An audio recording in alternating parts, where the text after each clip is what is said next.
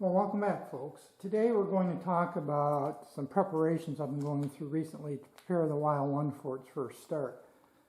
There's quite a number of little odds and ends I've been tidying up. Really, we're closing in on finishing up the project with the exception of the fuel tank and mufflers, which I'll come back to in a moment. So I thought today I'd just walk around the bike a little bit and give you some information regarding what I've been working on the side. I have installed the front fender, as you can see there, along with the rubber guard. That's a new NOS guard I got out of the Far East. I think it came from Indonesia. That protects the fender from the cables that you can see right in there. So that's complete. I've also installed all the fluids in the bike, the front forks, the oil tank, has Yamaha 2S semi-synthetic oil in it. You can probably see they're about halfway up, a third of the way up on the sight glass. It's full of oil. I did have two oil leaks, one of which I've already talked about, that being the oil pump itself, the one banjo bolt, which has been repaired. And he had a minor leak on that sight glass right there. I just had to turn that sight glass, not on the outside there, about half a turn, and that stopped that leak.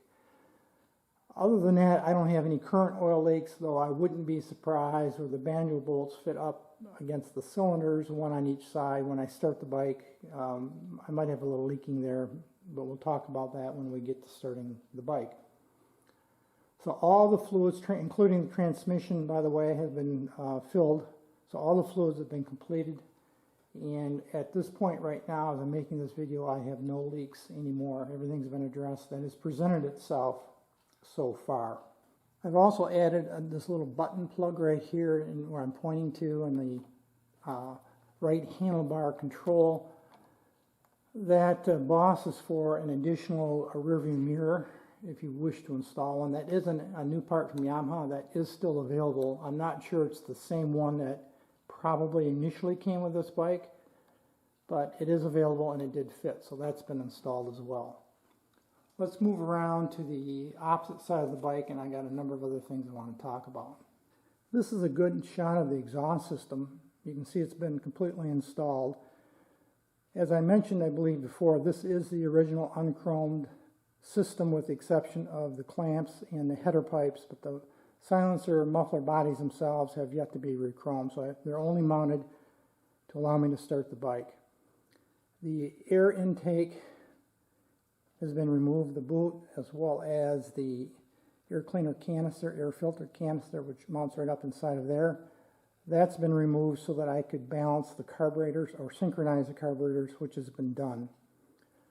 I have checked both cylinders for spark, and I've got good hot blue spark on both cylinders.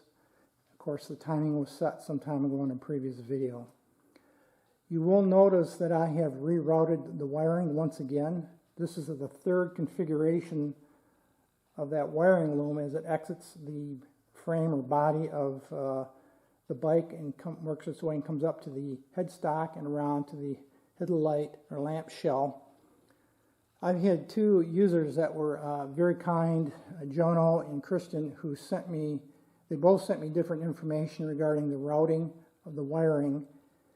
And I think Christian's is the most accurate. It looked to be the most original to me. He thought his bike was original, and he put a video of his wiring, posted a video or sent it to me, and I did post it on my community tab. So if you want to see his video, go back to my homepage, my YouTube homepage, or main page, check under the community tab, and you will see his video.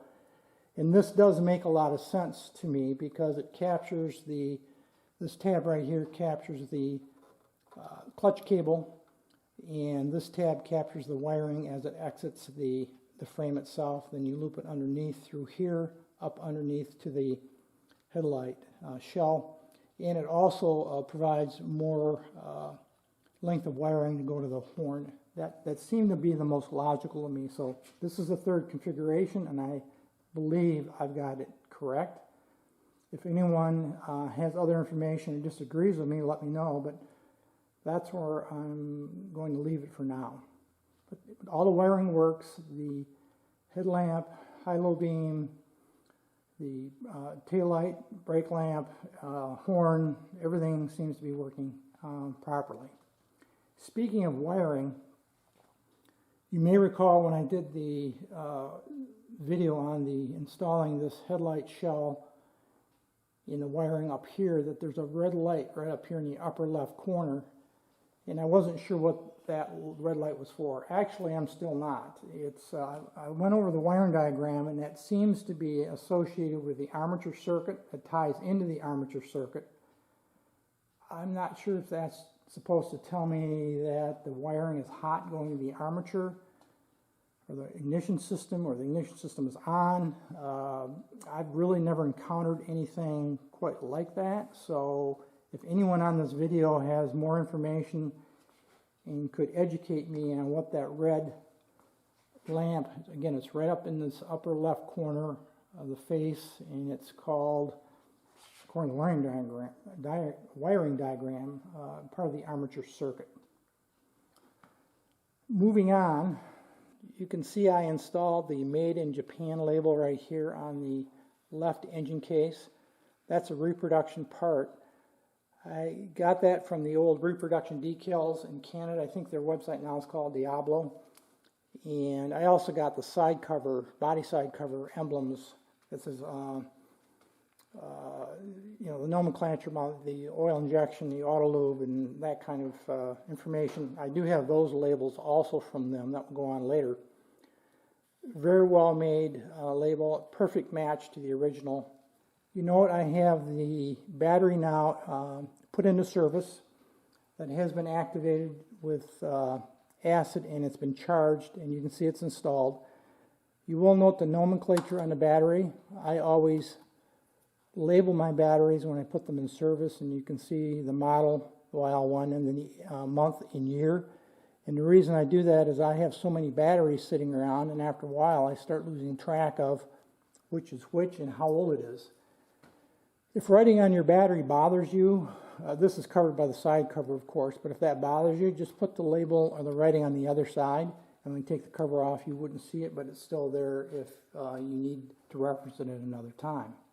And really the last thing I wanted to mention is I did put an eyelet, as you can see right there. This is the ground or earthing strap that comes from the taillight assembly, and as I understand it, this grounds up underneath here to this.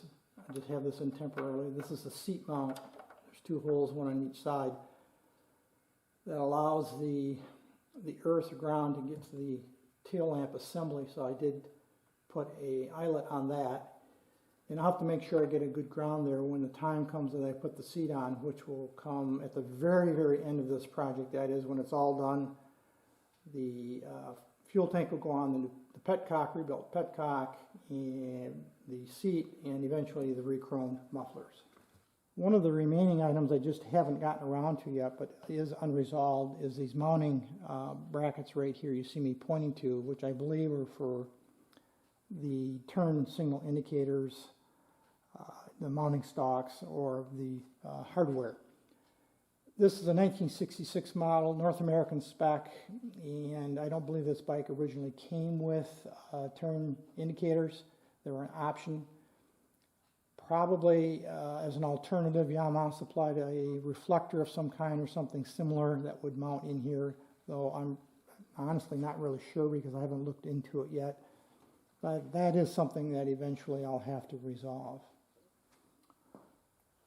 Other than that, I think I've gone over all the little miscellaneous items I've been working on, tidying up to prepare for the first start, which will be coming up here very shortly. Fluids, ignition system are the two main things for the first startup. I'll have to get the fuel system configured, that is with my auxiliary tank that I've already talked about before, and get that set up. So you can look forward to very, very near future. After this video, we'll see the first startup of the bike. Waiting for a very nice day so that I can open the overhead doors. You can see in the background there. I'll open those right up, and we'll see if we can get this started. That's it for this little review. Any issues, thoughts, questions, drop me a note. Otherwise, as usual, thanks for watching.